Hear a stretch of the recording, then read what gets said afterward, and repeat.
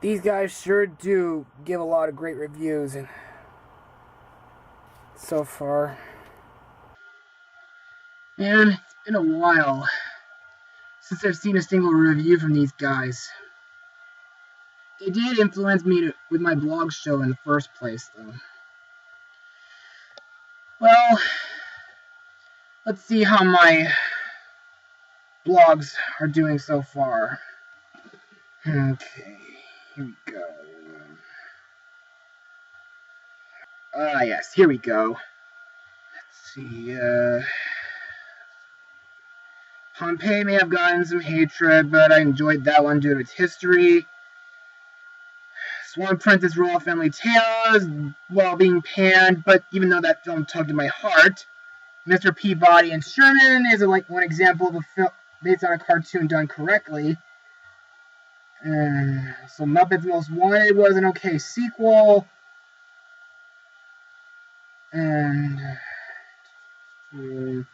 Legends of Oz may have been hated by a lot of people, but I found it pretty good too. Maleficent was a good film in my eyes, and let's see. What else is there? Okay, Amazing Spider-Man 2 was a pretty cool movie, and How to Train Your Dragon 2 was an awesome film. Planes, Fire and Rescue hasn't been getting some criticism, but I found some improvements to it. Earth to Echo was an interesting movie. Anything else? Bears. Son of God was a good movie as well. And Box Trolls was a good one too. And Book of Life was also an interesting movie as well.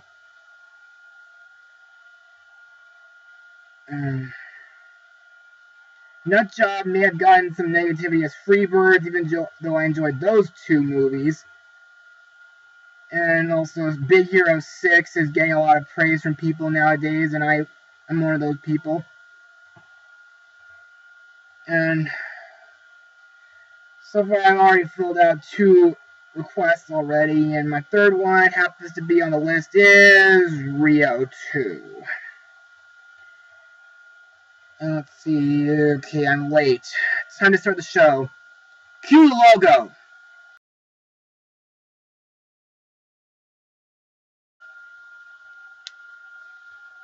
Hi there, folks. I'm Joshua Orro, the Mustang Prince, and welcome to Mustang Prince Orro Reports. In spring 2011, an animated film called Rio was released, and in my eyes, it was a real masterpiece. Here's the story. In Rio de Janeiro, baby macaw Blue is captured by dealers and smuggled to the USA. While driving through Moose Lake, Minnesota, the truck that is transporting Blue accidentally drops Blue's box on the road. A little girl named Linda finds the bird and raises him with love. 15 years later, Blue is a domesticated and intelligent bird that does not fly, and lives a comfortable life with bookshop owner Linda. Out of the blue, a clumsy Brazilian ornithologist Tulio visits Linda and explains that Blue is the last male of his species, and he has a female named Jewel in Rio de Janeiro. He invites Linda to bring Blue to Rio so that he and Jewel can save their species. Linda travels with Blue and Tulio to Rio de Janeiro, and they leave Blue and Jewel in a large cage in the Institute, where Tulio works. While they are having dinner, smugglers break into the Institute and steal Blue and Jewel to sell them.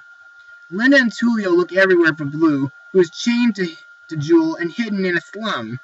Meanwhile, Jewel and Blue escape from their captors and befriend a group of birds that help them get rid of their chains.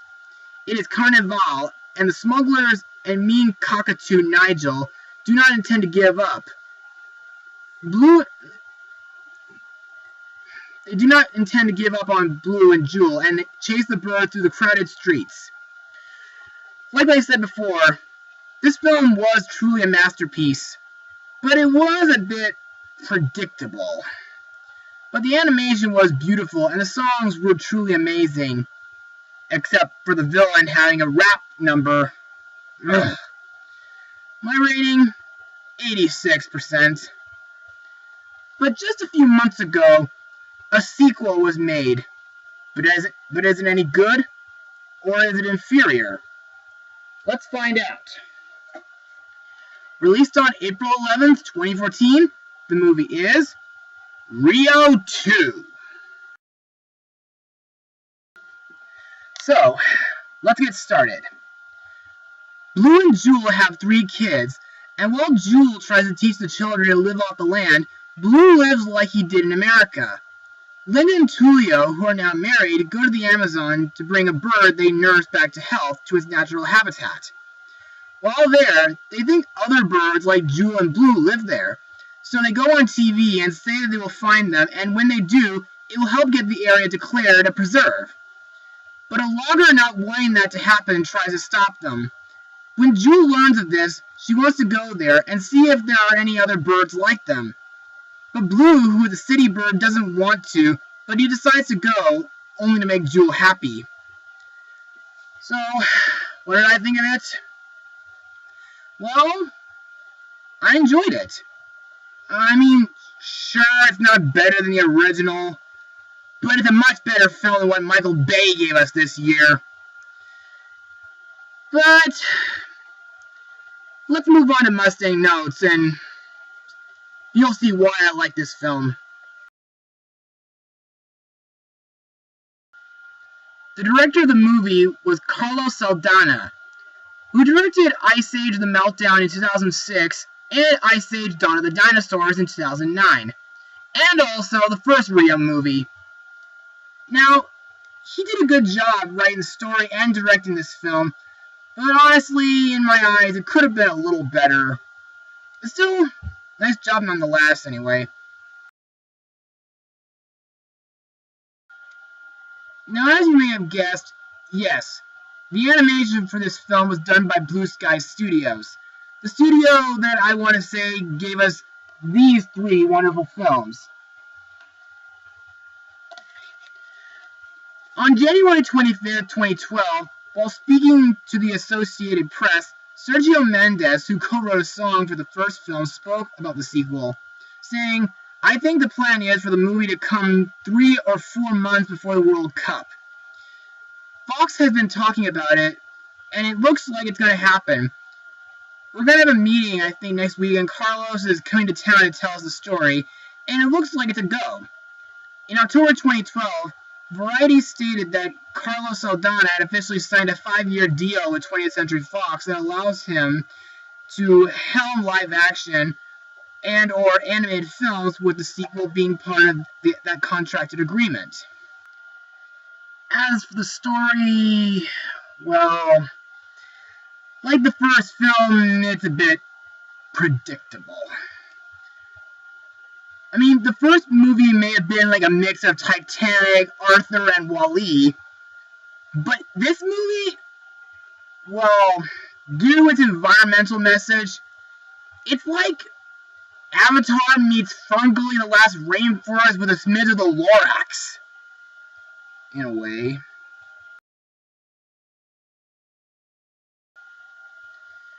There are also a few interesting musical numbers in this movie. For example, there is songs like What Is Love, Welcome Back, It's a Jungle Out Here, Don't Go Away, which includes Iraqti, also Poisonous Love, which sounds like something Stephen Sondheim would write, and I Will Survive. Now it's time to move on to the cast and the characters of this movie.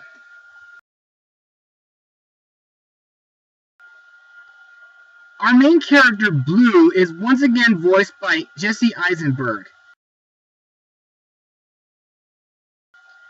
Best known for playing Facebook founder Mark Zuckerberg in The Social Network. And he was also in films like Zombieland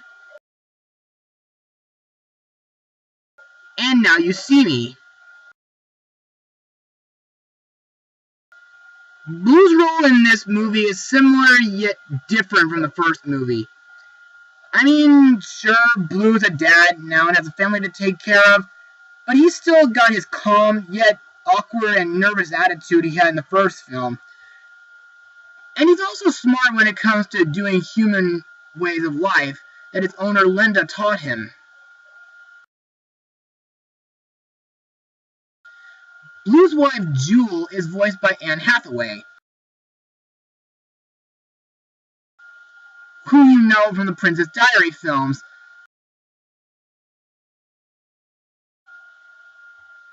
She also was cast in Christopher Nolan's The Dark Knight Rises as Catwoman, and in Hayao Miyazaki's The Cat Returns.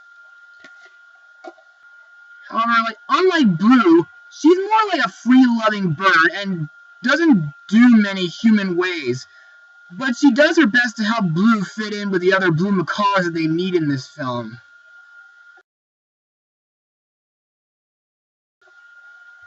Next up are Blue's friends Raphael, a romantic Toko Toucan, voiced by George Lopez, Nico, a yellow canary with a bottle cap hat, voiced by Jamie Foxx, and Pedro, a rapping red-chested cardinal, voiced by will.i.am. These guys haven't changed a bit. Raphael is still the same kind mentor character, and Nico and Pedro are still the same singing hit wonders. Oh, by the way, that reminds me, they act as talent scouts looking for some talent for Carnival in this film. Still, the same little birds nonetheless. Next we have Nigel the Cockatoo, voiced by Jermaine Clement.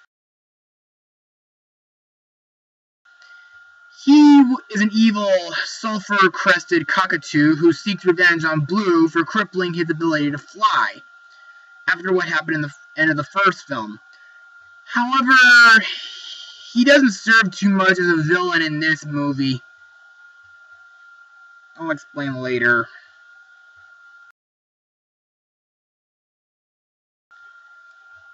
Now let's talk about the new characters, starting with Blue and Jewel's children, Carla, voiced by Rachel Crow, who loves music, Baya, voiced by Amanda Stalberg, who is very intelligent, and Tiago, voiced by Pierce Gagnon, who's the free-spirited son. That's all I have to say about these triplets. However, my favorite new character in this movie is Jewel's childhood friend Roberto, voiced by Bruno Mars. This guy is a really great character in my eyes. Well, when he's not flirting with Jewel, that is. But he is really smart, fierce, and his singing is just outstanding.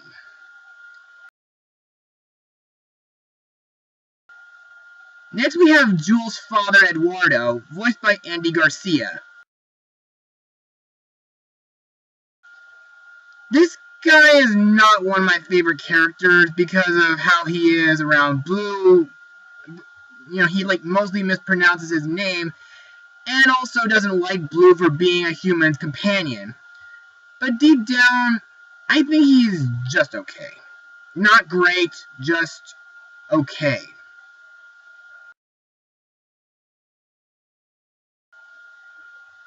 And next we have Nigel's friends, Gabby, a poisonous dark frog, voiced by Christian Chenoweth, and Charlie, an anteater, voiced by nobody. I mean, these guys like Nigel don't do too much to progress the plot, but Gabby is mostly flirty with Nigel, while Charlie just uses his tongue as a rope or slingshot to help Nigel get back at Blue, even though they don't succeed. But that doesn't mean they were bad, and it's just that they were sometimes useless. Thank goodness they're not as useless as Scrat from the Ice Age films. And now it's time to move on my final words of this movie. Overall, Rio 2 is not a great sequel, but it was still very entertaining, and it had me tapping my feet to the music. However, if you don't like the fact that it gives an environmental message, then this movie isn't for you. But if you're like me and just don't give a damn, then give it a watch whether you have kids or not. I give this film, 72% out of 100. Well, that's it for today, everybody. Be sure to join me for my next blog. Mustang Power!